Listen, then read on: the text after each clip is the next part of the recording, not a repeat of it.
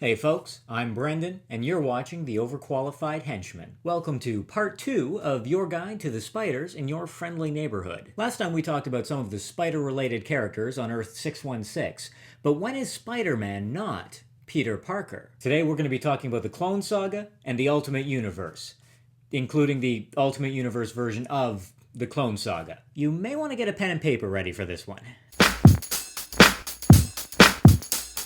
Before we get started, there's something you're going to have to understand. The Clone Saga is one of the most universally loathed story arcs in all of superhero comics history. Like a lot of Spider-Man stories, it all starts with the tragic death of Peter Parker's girlfriend Gwen Stacy in 1973. Writer Gerry Conway decided to kill off Gwen to add an element of angst to Peter's life, but he understood that not everybody was going to quietly accept it. So in 1975, he wrote a story where Professor Miles Warren created clones of Gwen and Peter, inadvertently finding out that Peter was Spider-Man. Why would a clone created from Peter's genetic material have all of the spider powers he received from radiation? Well, why would that clone also have all of his memories? Science. Both Spider-Men thought they were the original, but they teamed up to fight Warren, who'd taken on the supervillain named the Jackal. In the process, one of them got a little bit incinerated, but it was fine because we were like 95% sure that one was the clone.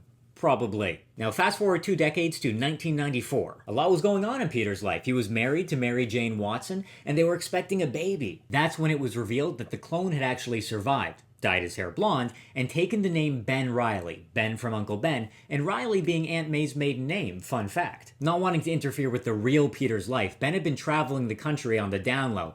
But being a hero is apparently deeply genetic, and he'd ended up taking on the superhero identity of the Scarlet Spider. It's so outrageously 90s. Blue hoodie with the sleeves ripped off, spider logo stenciled on an angle, little pouches on his ankles. And in the days before we could have 2 Hawkeyes and 2 Captain Americas, the idea that there was a second Spider-Man was pretty wild stuff, especially when it started to look like Ben might have been the original all along. And that's when Marvel just about went bankrupt. There were a lot of factors at play, but bottom line, this was brown pants time. The entire editorial team was scrapped, the company was effectively split into 5 chunks. They were looking for any plan that was just crazy enough to work. And ever since this Clone Saga stuff had started, Spider-Man sales had skyrocketed. So instead of sticking with the original plan in a storyline that would have lasted a few months, they dragged it out for 2 years. 2 years of fake-outs and plot twists that didn't add up. 2 years of this guy named Judas Traveler, who was basically the polar bear from Lost. 2 years of another spider clone named Spider-Side. 2 years of another spider clone named Cain. And at the end of it all, it turned out it had all been part of a plan by the Green Goblin, who was supposed to be dead at the time. Ben was dead, Mary Jane had had a miscarriage, and she and Peter had separated. But don't worry, these days the Jackal is at it again, and Marvel's current spider event is the Clone Conspiracy.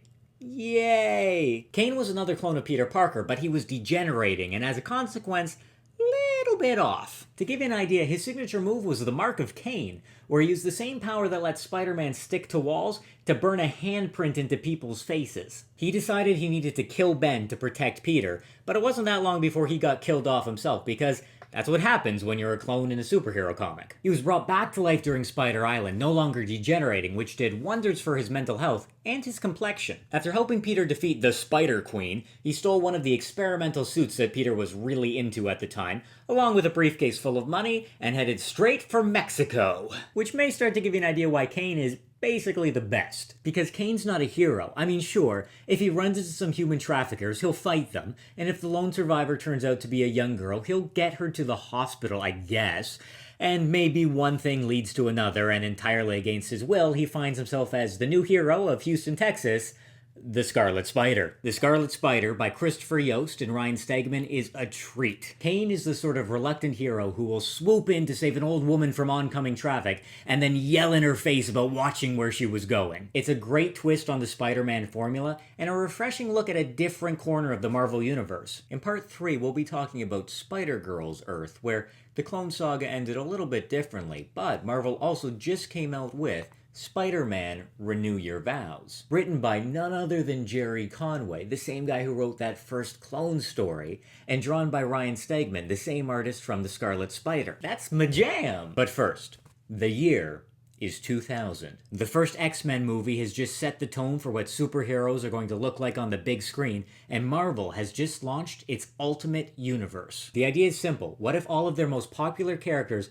were just being introduced today? In a lot of ways, this was their dry run for the Marvel Cinematic Universe. Nick Fury showed up looking like this 8 years before Samuel L. Jackson played him in Iron Man. And be thankful they had a dry run, because the Ultimate versions of the Avengers and the X-Men had a little more cannibalism and incest than you were probably expecting. Ultimate Spider-Man, though, that was a different story. Here was a Spider-Man who was 15 again, and actually 15, not TV high school with a 30-year-old playing 15. Just a kid trying to figure out how to do the right thing in a world of kingpins and super spies and a version of Captain America who was a big jerk. Now, we can't really talk about Ultimate Spider-Man without talking about Brian Michael Bendis. Bendis has been one of Marvel's superstars for 2 decades now, and Ultimate Spider-Man was his baby. Now, like any prolific writer, opinions are mixed. Not everyone's a fan of his style of dialogue, for instance. When Ultimate Spider-Man first came out, the big criticism was decompression. The joke being it took Bendis 6 issues to tell the same story that Amazing Fantasy number 15 did in 1. Now, that's a complicated discussion, but I do think it's fair to say that Ultimate Spider-Man played a big part in popularizing the cinematic storytelling style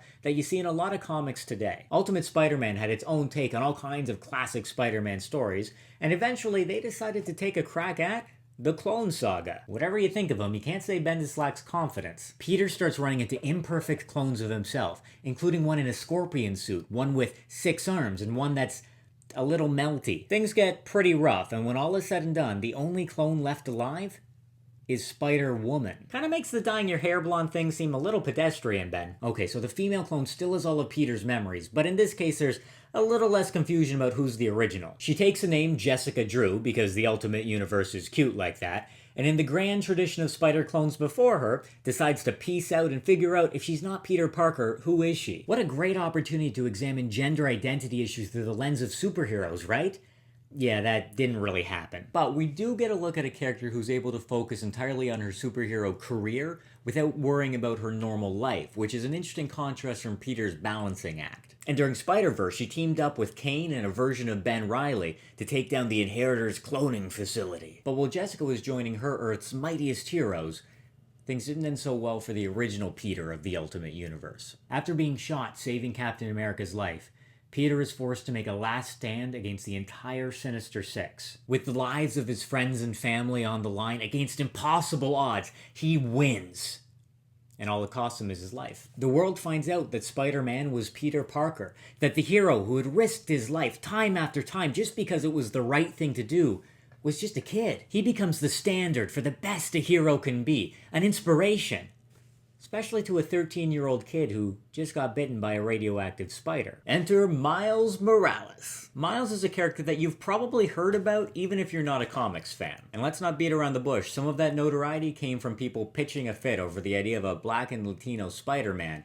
But they're just going to have to deal with it because Miles isn't going anywhere. The story of a young kid, and he really is a kid when he starts out, trying to fill some very big webbed boots is an interesting one. His powers are a little bit different from Peter's. He has a camouflage ability where he can blend into the background, and a venom blast. That's a lot like what the original Jessica Drew has. The ultimate version of Jessica ended up being sort of an older sister mentor figure for him, and that was interesting to see too. I think the best parts of Miles' story were the ones that were his alone, his relationship with his father and uncle, for instance. Unfortunately for Miles, he inherited the title of Ultimate Spider-Man around the time that line as a whole was winding down. Things got pretty hairy, like all of reality imploding hairy. During Secret Wars, the entire multiverse, including 616 and the Ultimate Universe, were destroyed. Thanks in part to a well-placed hamburger, when things were being put back together, Miles and his supporting cast were folded into the main universe. That means we now get to see Miles alongside an adult Peter Parker, as well as other teenage heroes like Miss Marvel and Nova. I think there are still people who dismiss Miles as just the Spider-Man who's not Peter Parker, and they're cheating themselves out of a great character. That's it for part 2. In part 3, we're going to be talking about more alternate universes and timelines, including Spider-Man 2099, and everybody's favorite, Spider-Gwen. Thanks for watching, and remember to like, subscribe, and share across the web, because spiders. Until next time, remember that with great henching, there must also come great responsibility.